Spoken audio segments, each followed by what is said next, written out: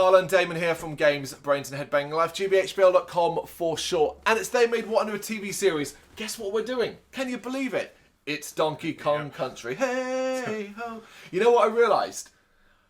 I still like the song. I still, as we're up to episode 17, I tend not to skip it because I still think it's a catchy little beat, you know? No, I'm done with the song. Really? I literally skip it every time. Well, I'm also going to say that this show's won me over by this point now. While there are episodes that are just kind of boring and I laugh at this sort of like, oh yeah, go on, Carol, gonna steal that coconut, are you, and stuff like that. I've now come to accept that if I was of a certain age, this as a weekly show would be fun because you'd be like, okay, it's half an hour because with ads and all that. Let's see what they're up to this week kind of situation, you know? Yeah, I mean, I can definitely see why.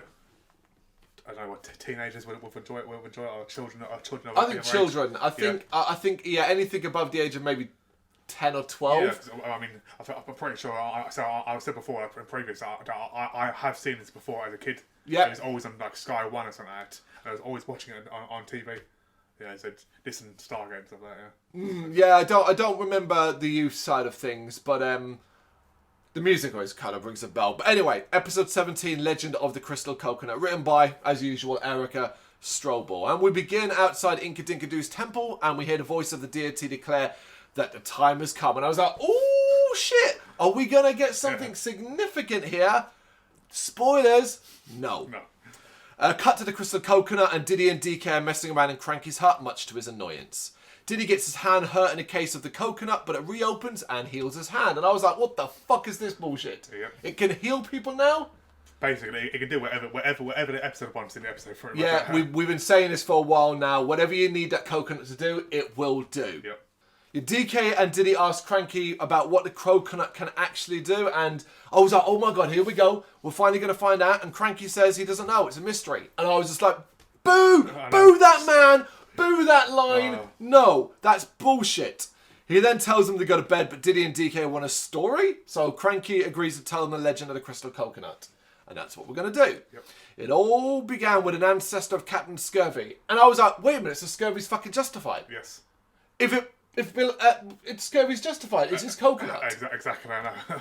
And then Cranky just speeds through the story without really making any effort at all. I was at least a bit grateful for that it was more of a joke. And he's like, blah, blah, blah, at the end. Yeah, just get through. Yeah. DK curious why Inkadinkadoo picked him to be ruler, but Cranky doesn't know either. Do you know anything, Cranky? DK thinks as future ruler, he should know more about the coconut, but Cranky tells him that Inkadinkadoo revealed them to him when he's ready. And then Cranky screams at them to go home. They head out, and DK bemoans the lack of knowledge he has. Yeah, he's got a point. Yeah, of course he does. Yeah. And he just keeps getting told, I don't know, just wait and see. And it's like, when? Why is he not... If he's the future ruler, who the fuck is the current ruler? Cranky? No. No, that's never been implied. It just implies there's no one. We then cut to them heading into the Temple of Inkadinkadoo, obviously. DK confronts the idol of the deity, and the deity repeats its time has come statement. DK then agrees and starts to sing a song called Tell Me Everything. I will admit that it is nice now to see, while the songs I think are getting worse, and I think they become quite forgettable by the end of the show, I think it's nice to see them often now feel like they're part of the story. That they often continue a story rather than just feeling like they're just jammed in people want to sing, you know? It still makes me laugh though how different DK's singing voice is to his normal voice. It's one of the few characters that has a different singer to voice actor. Inkadinkadoo says DK will have to give up everything if he wants to know everything. DK continues his song, but Inkadinkadoo just repeats himself. DK then offers up his tie collection to Diddy. I thought that was funny. Yeah. As Diddy summarises, it's probably more important than that. Which then gives DK the idea of giving the coconut away. And you're like, God damn it. Everybody calls you dumb. And I sometimes want to defend you, but this is dumb. No. Diddy says that he was just kidding, but DK is on his path now. In K. Rool's lair, Clump and Crusher are calling out for the king. K. Rool doesn't want to be disturbed as he is in a bad mood and he wants to be left alone. Clump tries to tell him that it's big news, but K. Rool just shouts at him to go away. The news? They have the crystal coconut. DK gave it to them. Sometimes I do like the fact that we don't need the ins and outs of detail. We just cut to them. Oh, we've got a coconut. You know? I mean, it basically already said what he's. You can work out yourself what's going to happen. Yeah, of course. Yeah, absolutely. You don't need a long-winded explanation. This does get K. Rool out of his room, and he can't quite believe it. He declares himself the ruler, and Clump starts to fill him on how he got it. But K. Rool dismisses and declares that no one will get it from him now. All right, mate. Yeah, sure. We then see the approaching ship of Captain Scurvy. Everyone's in this episode. Scurvy lands, and with his goons declares that he's here to claim the coconut. He tries to speech, but he has a toothache, which felt really random until I remembered his show does that. Yes. And I was like, well, that's going to come back. Yep. And he announced they're going to steal a coconut. Back with DK, who's at Inkadinkadoo's place, expecting to get a load of secrets, but the idol just repeats the give up everything line. They realise it didn't mean the coconut, so report back to Cranky, who rightfully hits the fucking roof. Scurvy then kicks in the door and demands the coconut. He tries to speech again, but his tooth is causing him a lot of issues. They have some back and forth about the pirate oath until DK reveals that, look, we don't even have the coconut. And then we go back to K. Rool, who's trying to decide what to do first, because it turns out he was unprepared to be leader. Yep. Crusher then reveals to K. Rool that DK gave it to them, and K. Rool suspects it's a plot by the apes, and insists that Clump bring the coconut back. Now, I kind of get his thinking here. Yeah. Because why the hell have they done this? It's too easy. I would have preferred maybe if he was like, it's not the real coconut. Yeah, it's a fake, and maybe try and break it open or something. Yeah, something like that. But like, just bring it back. Felt a bit like, no, don't do that. Yeah. But maybe do try and find out the truth.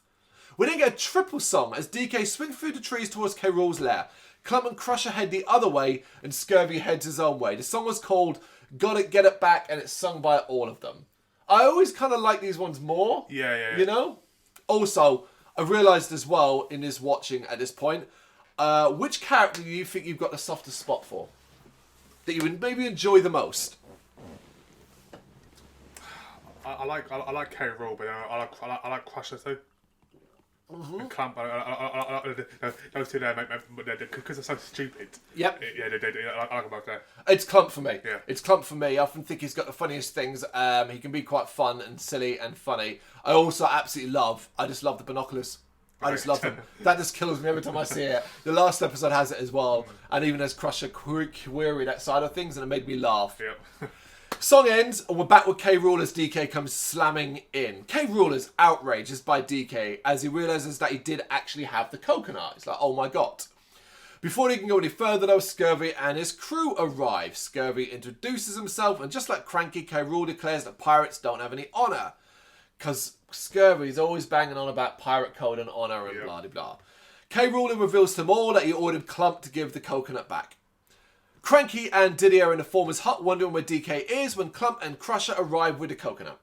Cranky suspects it's a trick, unsurprisingly, and tells Diddy to ready the traps. One good thing about this episode, really, it's quite action-packed, pacey. Yeah, definitely, yeah. We then get a montage of Clump and Crusher doing everything they can to return the coconut, and I thought that was really clever. Yeah, definitely. Because it was just a play in the opposite thing. Mm-hmm. Normally they're trying to steal it, now they're trying to return it. Yeah. Eventually, they do manage to hand it to Cranky, but Diddy points out that the pirates will be coming back to them, so Cranky holograms to warn DK. Diddy is now left alone with the coconut and decides to take the coconut somewhere else. I like his thinking. He knows everybody's after it. Yep. Just get it out of here. Yep. DK is swinging through the trees as Cranky arrives and orders DK back. He jumps down and lands atop a clump. We see that K. Rool is watching, and he orders Clump to not to deliver the coconut. Before Clump can tell him that they've already delivered it, he's then knocked out by the rampaging pirates, because everybody's just running around the jungle at the moment. Yep. DK then arrives back at Cranky's to find Diddy gone. He thinks he knows where he went though, and leaves as Scurvy arrives. Cranky returns to Diddy to find himself in the temple of Inkadinkadoo, and Diddy says that the pirates will never look here, but immediately Scurvy's goons are there. This is a fun episode. I also really love that touch that, oh shit, yeah, of course. The hologram is attached to the coconut. So if the coconut moves, Cranky moves. A later episode would also utilise this element, so I did enjoy that. But you know, I am a big fan of this, the gag where someone's like, they'll never find me here. Immediately found. Straight away, I am a fan of that. Diddy refuses to give them coconut, but DK arrives. The two goons chase Diddy off as he throws the coconut to DK. DK and Scurvy then have a back and forth about DK ever being an actual ruler. DK, though, has had enough and throws the coconut at anger at Scurvy, knocking out his bad tooth. Scurvy now has the coconut and declares victory, but Cranky then reminds Scurvy of his oath that says he now owes DK a favour. So there was that aspect. That's why he kept repeating the pirate oath in this. Yep. I will give them credit. I missed it. I was so focused on the tooth playing a part that I missed the oath part playing a part. Didn't really think that was important. I thought they were filling time.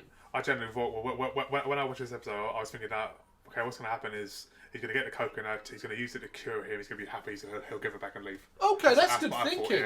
Because of the cure thing at the start. Yeah, that's what I thought, yeah. Interesting. Scurvy does try to back out of it, but Cranky reminds him again of the oath, and Scurvy agrees. DK is excited to get the favour and almost asks for something different until Cranky shouts at him, and DK then asks for the coconut back, and of course Scurvy has to hand it over. Scurvy swears he will come back and steal it later. He will come back. Steal it later is a bit of a push, but what are you going to do? And I was a bit like, why go away?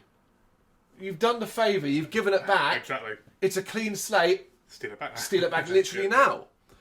DK and Cranky leave. The former happy to wait to learn the secrets later. And Inka Dinka Do says whatever as they leave.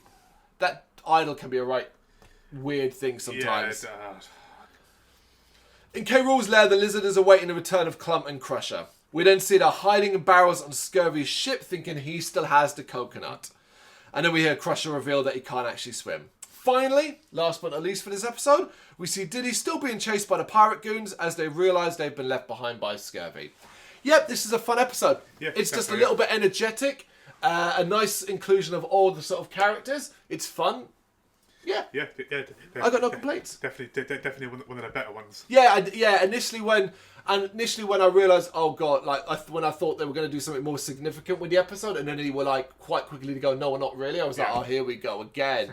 But it turned out to be something that I was entertained by. I probably watched this episode at the time of recording. I probably watched this episode 6, 7, or 8 weeks ago. I remember quite a bit from it. As I'm talking it through, I'm like, oh yeah, I remember that bit, and I remember this, you know? Yeah, probably about 2 weeks ago, yeah. I think a part of it as well is that we're just becoming used to the characters. We're becoming a bit more endeared to them. Yeah, used to the characters. You used to sort of used to those predictable stories. And how the plots play out. Yeah, we know we've got 20... without ads, it's about 23 minutes long on YouTube, so we know we know what we're getting. We know how it's going to play out. So rather than be someone's complaining about that, just enjoy it. Yeah. That's episode 17, Legend of the Crystal Coconut. You got any thoughts and you know what to do? Let us know in the comments. Thank you very much for watching. If you liked what you saw, please help us out by giving us a thumbs up and hitting that subscribe button.